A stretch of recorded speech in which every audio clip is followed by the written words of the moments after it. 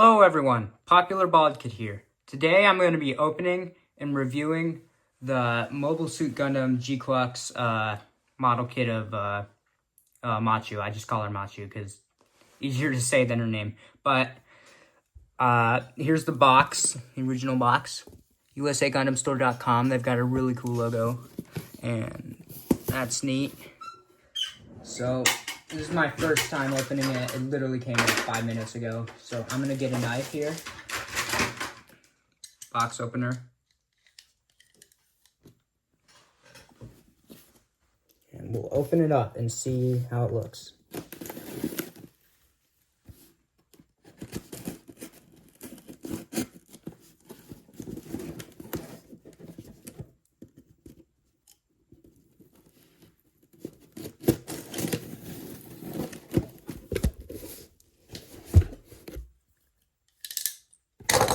Okay, there's some stuffing inside. Okay, let's open it up. Okay, the packaging looks nice, a little damaged though. That looks really nice.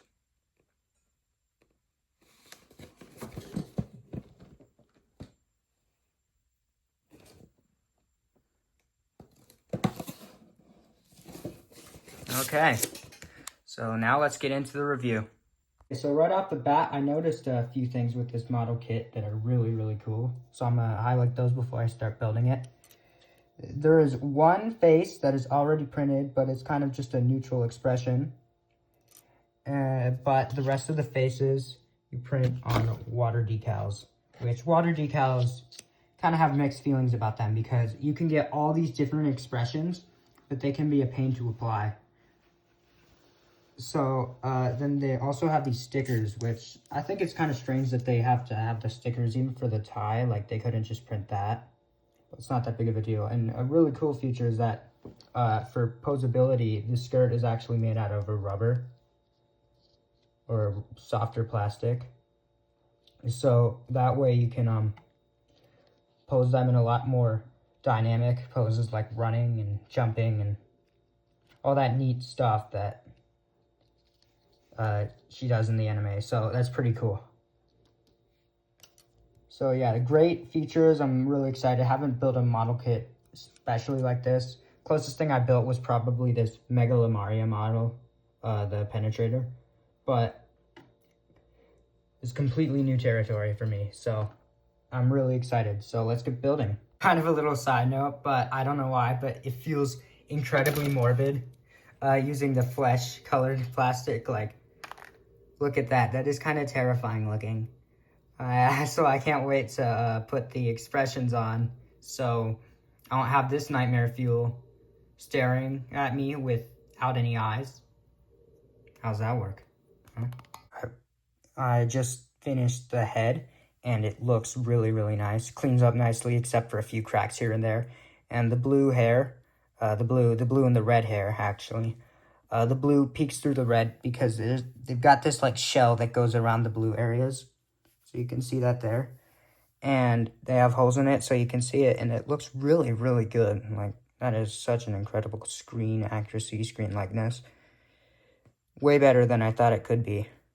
So that's really just an amazing head. What's neat about the torso is that you can get these ties and you can plug them in so you can have different styles. That's really cool. It looks really nice. I like the shirt and the sweater. Looks cool. For the arm, it looks nice and has a lot of movement, but the problem is that this little sweater wrist thing is a separate piece, which is on some action figures. They have like something to hide the wrist, and it's not that big of a deal, but it's a little annoying, and I'm not a big fan of when they do something like this. So you have to place that in, and then you have three hands. You have a grabby hand, kind of just a neutral hand, and then you have an open hand. So decent selection for hands. Got the second arm done. Finished the leg. I mean, don't really have much to say about it. I mean, it's a leg. You're done with both legs. You attach the abdomen. Now you might be wondering why the abdomen has realistic looking underwear. Well, I mean, I didn't apply the sticker right, but I don't care. But that's actually because she can do the thing when she does the handstand on the bed, you know. Still, I probably won't be displaying it with this up because I don't want to be seen as a freaking pervert. Making the bottom part of the sweater, there are two options with the pleats. You can get the more windswept, I'd call it, version that allows for greater range of motion, or just a normal one, but I like this one. Then you get the sweater and the skirt, then you get the neck and head, and she's done. Honestly, this is a really good looking model. Really like it, all the detail. I really liked Machu as a character, and honestly, her design is great. Probably one of my favorite anime designs. Like, some anime, they just try too much with their character design. Like, it almost feels like an OC online, you know? Someone makes an OC, but it's not like they add too much stuff. Like, oh, here's his robot arm, his skeleton arm.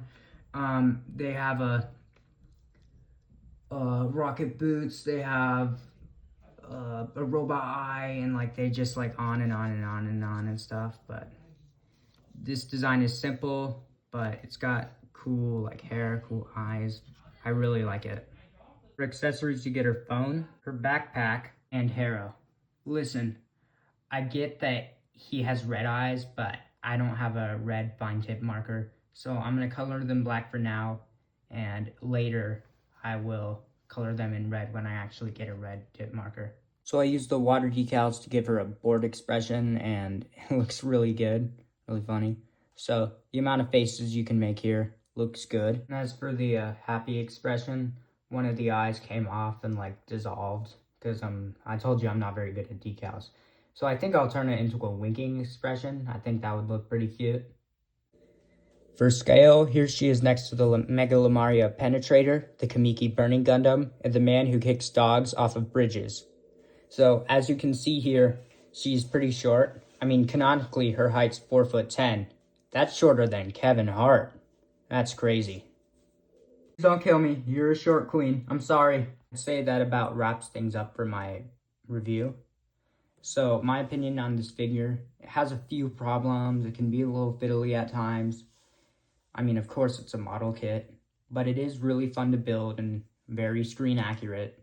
And it's a nice alternative if you don't want to pay over $100 for an SH Figure Arts.